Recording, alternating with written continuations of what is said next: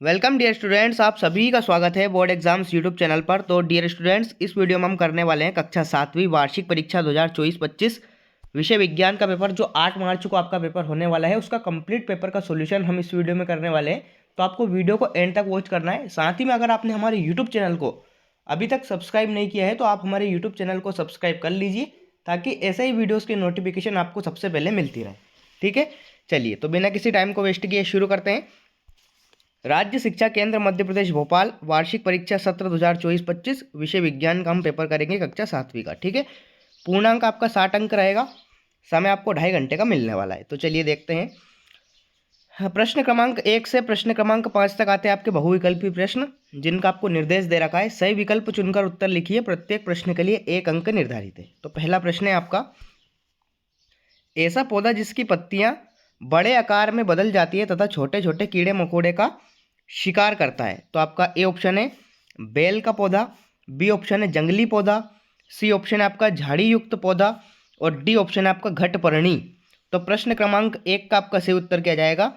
D option, यानी कि घटपर्णी। आपको इसमें राइट आंसर लिख देना है। प्रश्न क्रमांक 2 है आपका, चीरने एवं फाड़ने वाले दांत क्या कहलाते हैं? तो आपका ए ऑप्शन है रदनक, बी ऑप्शन है आपका चर्वणक, सी ऑप्शन है आपका कृतक और डी ऑप्शन है आपका अग्रचर्वणक। तो प्रश्न क्रमांक 2 का आपका सही उत्तर क्या जाएगा? रदनक, यानी कि ए ऑप्शन आपका इस क्वेश्चन का राइट आंसर आने वाला है। ठीक है, नेक्स्ट अगला देखते हैं।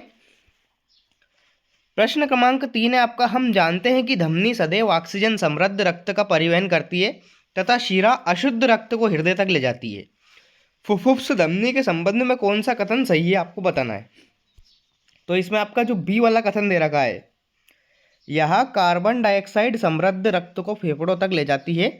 बी ऑप्शन आपको इस क्वेश्चन का राइट आंसर लिख देना है। ठीक है, बी ऑप्शन। अगला है आपका प्रश्न क्रमांक 4, ऐसी गति जो निश्चित समय अंतराल के पश्चात अपनी गति को दोहराती है क्या कहलाती है?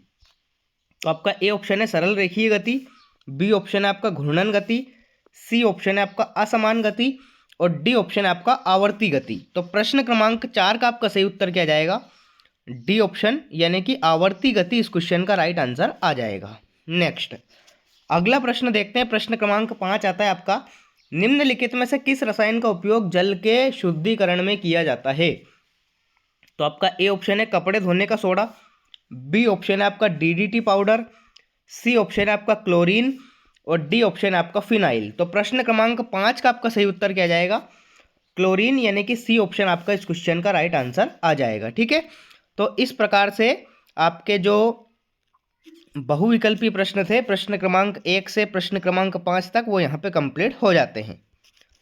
अगला प्रश्न आता है आपका रिक्त स्थान, प्रश्न क्रमांक 6 से प्रश्न क्रमांक 10 तक। निर्देश आप देख लीजिए।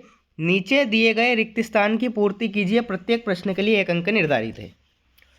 तो प्रश्न क्रमांक 6 आपका, भोजन के घटक कार्बोहाइड्रेट, प्रोटीन, वसा, विटामिन तथा रिक्त स्थान है। तो इसमें आपको राइट आंसर लिखना है जल। ठीक है, जल आपको इसमें राइट आंसर लिखना है। दूसरा है आपका, क्षुद्रांत की आंतरिक भित्ति पर अंगुली के समान अनेक प्रवर्ध होते हैं जिन्हें रिक्त स्थान कहते हैं। तो उन्हें हम झिल्ली कहते हैं। ठीक है, झिल्ली आपको इसमें राइट आंसर लिख देना है। ठीक है, झिल्ली। नेक्स्ट प्रश्न क्रमांक 8 है आपका, बुखार आने पर डॉक्टर द्वारा शरीर के ताप को मापने के लिए रिक्त स्थान उपकरण का उपयोग किया जाता है। तो थर्मामीटर का उपयोग किया जाता है। ठीक है, थर्मामीटर। ठीक है, थर्मामीटर का उपयोग किया जाता है। नेक्स्ट अगला आता है आपका प्रश्न क्रमांक 9, हीमोग्लोबिन रिक्त स्थान कोशिकाओं में पाया जाता है। तो हीमोग्लोबिन जो है लाल रक्त कणिकाओं में पाया जाता है। ठीक है, लाल रक्त कणिकाओं में। ठीक है, लाल रक्त कणिकाओं में पाया जाता है। इसमें आपको लिखना है लाल रक्त कणिकाएं। नेक्स्ट है आपका 10वां, किसी वस्तु द्वारा एकांक समय में तय की गई दूरी को हम उस वस्तु की क्या कहते हैं? तो उस वस्तु की चाल कहते हैं। ठीक है, एकांक समय में तय की गई दूरी को वस्तु की चाल कहते हैं। तो इस प्रकार से आपके रिक्त स्थान कंप्लीट हो जाते हैं। अगला प्रश्न आता है आपका अति लघुत्तरीय प्रश्न। प्रश्न क्रमांक 11 से प्रश्न क्रमांक 16 तक ये होते हैं। निर्देश आपका देख लीजिए। नीचे दिए गए प्रश्नों के उत्तर एक शब्द या एक वाक्य में लिखिए। प्रत्येक प्रश्न के लिए 2 अंक आपको मिलेंगे। तो चलिए पहले इन क्वेश्चनों को हम पढ़ेंगे, फिर इनके आंसर मैं आपको एक साथ बताऊंगा। तो प्रश्न क्रमांक 11 है आपका सहजीवी संबंध किसे कहते हैं। प्रश्न 12वां है आपका आमाशय की संरचना कैसी होती है। प्रश्न 13वां है आपका क्षारक किसे कहते हैं, उदाहरण सहित स्पष्ट कीजिए। 14वां प्रश्न आप देख लीजिए, गर्मी के दिनों में पसीना अधिक निकलने पर कपड़ों पर सफ़ेद धब्बे क्यों बन जाते हैं। 15वां है आपका पादपों में जनन के प्रकार के नाम लिखिए। 16वां है आपका ह्यूमस किसे कहते हैं। ठीक है, तो इस प्रकार से हो जाते हैं आपके अति लघुत्तरीय प्रश्न। चलिए इन प्रश्नों के उत्तर हम देखते हैं। तो देखिए प्रश्न क्रमांक जो 11वां है उसका उत्तर आप देख लीजिए, आपके सामने है। सहजीवी संबंध वह संबंध होता है जिसमें दो भिन्न जीव एक दूसरे के साथ रहते हैं और लाभ प्राप्त करते हैं, जैसे लाइकेन, कवक और शैवाल का संबंध। ठीक है, 11वें प्रश्न का उत्तर ये रहेगा। 12वें प्रश्न का उत्तर आप देख लीजिए, आमाशय पेट थैलीनुमा संरचना होती है जिसकी दीवारें अंदरूनी रूप से श्लेष्मिक झिल्ली से ढकी होती है और गैस्ट्रिक ग्रंथियां अम्ल और एंजाइम का स्राव करती है। तो ये आपका प्रश्न क्रमांक 12वें का उत्तर रहेगा।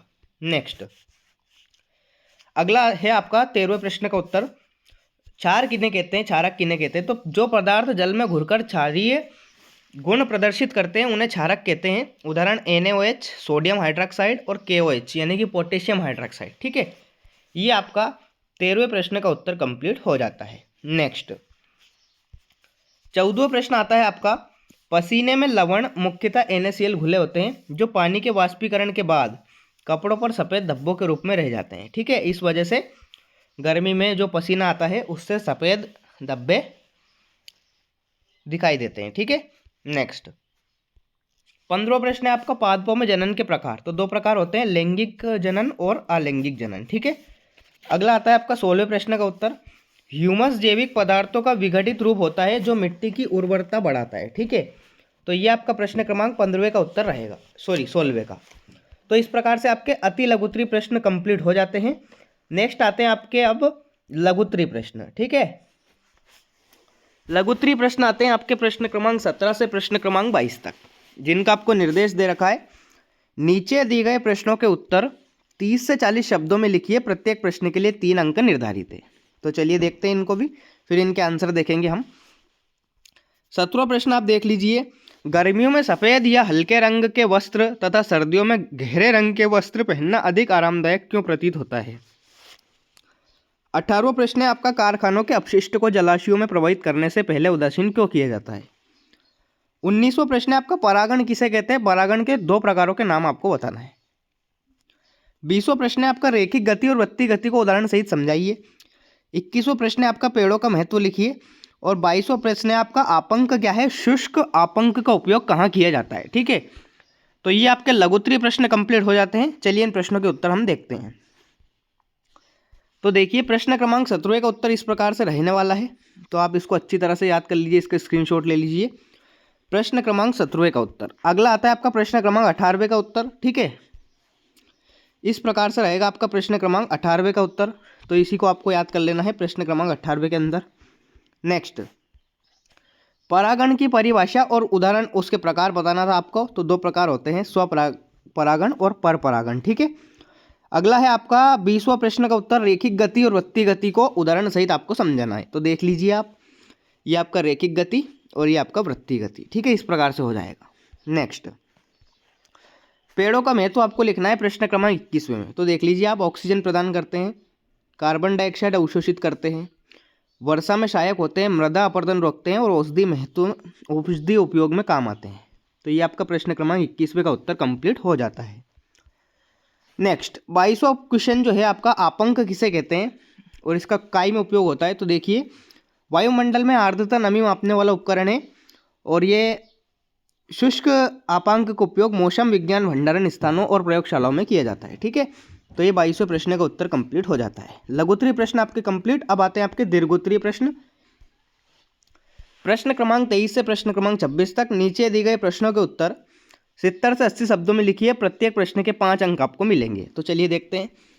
प्रश्न क्रमांक 23वां, 24वां, 25वां और 26वां। ठीक है, तो आप इनको अच्छी तरह से पढ़ लीजिए। ये आपके दीर्घोत्तरीय प्रश्न हो जाते हैं। 4 क्वेश्चन आपसे पूछे जाएंगे। चलिए इनके उत्तर हम देख लेते हैं।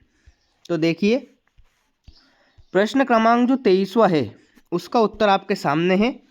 कुछ इस प्रकार से प्रश्न क्रमांक 23वें का उत्तर रहेगा। ठीक है, ये ए वाला है और यहाँ पे इसका बी वाला है। तो चलिए इसको थोड़ा सा जूम करके मैं आपको दिखा देता हूँ। देखिए ये हो जाएगा आपका ए वाला क्वेश्चन और इसके नीचे आपका बी वाला क्वेश्चन। ठीक है, तो इस प्रकार से आपको लिख देना है। नेक्स्ट 24वें प्रश्न का उत्तर आप देख लीजिए।